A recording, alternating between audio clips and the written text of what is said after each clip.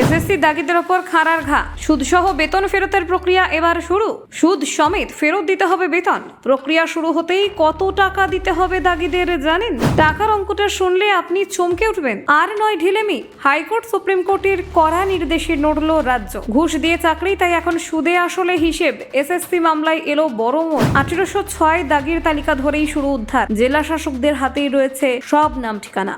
চাকরির বেতন নয়, সরকারি পাওনা। দাগিদের টাকা তুলবে পিডিআর আইনে। হেফাজতে নিয়ে জিজ্ঞাসাবাদ কেন নয়, সিবিআইকে প্রশ্ন বিচারপতির। বেতন ফেরত না হওয়ায় তোপ সুপ্রিম কোর্টের। ভৎসনার মুখে পড়ল রাজ্য। এসএসসি দুর্নীতির ভয়ঙ্কর অঙ্ক হয়ে গেল ফাঁস। এবার কি করবেন দাগিরা দেখুন। এসএসসি দুর্নীতি মামলায় নতুন করে গতি এলো বেতন ফেরত সংক্রান্ত প্রক্রিয়ায়। শিক্ষা দপ্তরের নির্দেশ মেনে শুরু হয়ে গিয়েছে দাগিদের কাছ থেকে বেতন উদ্ধারের কাজ। ইতিমধ্যেই প্রত্যেক জেলার জেলা শাসকের কাছে দাগি প্রার্থীদের তালিকা পাঠানো হয়েছে এবং জেলা শিক্ষা প্রশাসনের কাছেও তাদের ঠিকানা পৌঁছে দেওয়া হয়েছে। জানা গিয়েছে এই প্রক্রিয়ার আওতায় দাগিদের কাছ থেকে সুদ সমেত বেতন ফেরত নেওয়া হবে। কলকাতা হাইকোর্টের নির্দেশ অনুযায়ী দ্রুত এই টাকা উদ্ধার করার কথা ছিল। পরে সুপ্রিম কোর্টও সেই নির্দেশ বহাল রাখে এবং বিষয়টির ওপর কড়া নজর রাখে। তবে আদালতের নির্দেশ থাকা সত্ত্বেও দীর্ঘদিন ধরে বেতন ফেরতের কাজ সেইভাবে শুরু না হয় শীর্ষ আদালতের তীব্র ভৎসনার মুখে পড়ে রাজ্য সরকার। আদালত সরকারের আইনজীবীর কাছে জানতে চায় কেন এতদিন এই প্রক্রিয়া শুরু হয়নি এবং তার সন্তোষজনক ব্যাখ্যাও দাবি করেন। শুধু বেতন ফেরত নয়, তদন্ত সংক্রান্ত বিষয়ে আদালত প্রশ্ন তোলে। কলকাতা হাইকোর্ট আগেই জানিয়েছিল এসএসসি দুর্নীতি মামলায় দাগিদের নিজেদের হেফাজতে নিয়ে জিজ্ঞাসাবাদ করতে পারবে তদন্তকারী সংস্থা। কিন্তু সেই নির্দেশ কার্যকর না হওয়ায় আদালত অসন্তোষ প্রকাশ করে। সিবিআই এর আইনজীবী তথা ডেপুটি সলিসিটর জেনারেল ধীরাজ ত্রিবেদীকেও এই প্রসঙ্গে প্রশ্নের মুখে পড়তে হয়। বিচারপতি বসাক জানতে চান কেন অযোগ্যদের ডেকে জিজ্ঞাসাবাদ করা হয়নি এবং তদন্তের অগ্রগতি কেন থমকে রয়েছে। আদালতের তরফে স্পষ্ট নির্দেশ দেওয়া হয় দ্রুত দাগিদের কাছ থেকে টাকা ফেরতের প্রক্রিয়া শুরু করতে হবে। এই নির্দেশের পরে প্রশাসনিক স্তরে নড়াচড়া শুরু হয় এবং শিক্ষা দপ্তর সক্রিয় হয়ে ওঠে বলে জানা যাচ্ছে।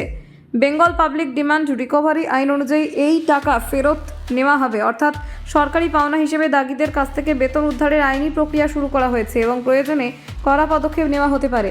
প্রাথমিকভাবে এসএসসির 1806 জন দাগি প্রার্থীর নাম প্রকাশ করেছিল, তবে পরবর্তী সময়ে এই তালিকা নিয়ে নানান দ্বন্দ্ব এবং বিভ্রান্তি দেখা যায়। তা সত্ত্বেও আদালতের নির্দেশ অনুযায়ী তালিকাভুক্ত প্রত্যেকের কাছ থেকে বেতন ফেরত নেওয়ার উদ্যোগ নেওয়া হচ্ছে। সুপ্রিম কোর্টের নির্দেশ অনুযায়ী দাগিদের চাকরির সময়কালে পাওয়া পুরো বেতনই ফেরত দিতে হবে। শুধু মূল টাকা নয়, তার উপর 12% হারে সুদ দিতে হবে বলে নির্দেশ দিয়েছে আদালত। আইনজীবী ফিরদৌস শামীমের বক্তব্য, বেআইনিভাবে চাকরি পাওয়া অনেকেই 10 থেকে 12 লক্ষ টাকা ঘুষ দিয়ে নিয়োগ পেয়েছিলেন, ফলে সুদ সমেত বেতন ফেরত দিতে গেলে তাদের ওপর আর্থিক চাপ অনেকটাই বাড়বে।